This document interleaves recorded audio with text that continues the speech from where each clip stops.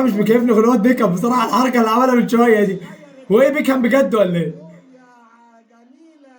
المشكله انا مش عايز الاهلي يريح، انا مش عايز الاهلي يريح عشان تريحته وحشه، فانا عايز نكمل ولازم نكمل عشان تريحتنا بتبقى وحشه واحنا دفاعنا مش احسن حاجه، فلازم نكمل وندوس، لازم ندوس. يلا بن شرقي بالله عليك يا بن شرقي. بتعدل. حلوه حلوه يا ابن اللعيبه، يا ابن اللعيبه، يلا بن شرقي ده، يلا يلا يا بن شرقي ده، يلا. لا لا لا لا لا لا لا لا لا لا لا لا لا لا. هو بن شرقي مسجل كام جول في الزمالك يا جدعان؟ ده الرابع ده، ده الرابع ده تقريبا، الرابع ده، يا نهار ابيض.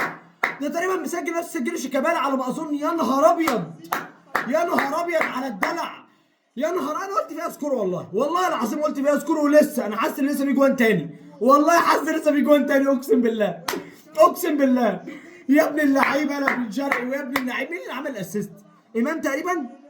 امام مش تريزيجيه، مش مهم تريزيجيه، مش مهم، انت اخويا برضه. ده ضربه جزاء يعني، كان زمان بقيت اربعه، بس ماشي معلش يعني. الله عليك يا عم، الله عليك يا عم. ده ايه يا جدعان الحلاوه ده يا جدعان؟ ده ايه ده؟ طب كان فين بقى الكلام ده من اول الدوري؟ كان فين الكلام ده في ماتش بيراميدز اللي فات؟ كان فين؟ كان زمانك انت دلوقتي واخد الدوري والله. يا ابن اللعيبه يا رايق، يا رايق. انا بحب، انا على فكره والله العظيم بحب ستايل اشرف بن شرقي، بس اشرف بن شرقي عيبه انه مزاجنجي. يعني هو دلوقتي مبدع، اوكي. امام عاشور اللي عمل الاسيست، يا ابن اللعيبه، يا ابن اللعيبه، ويا ابن اللعيبه على الحطه، يا ابن اللعيبه على الحطه، يلا بن شرقي يلا.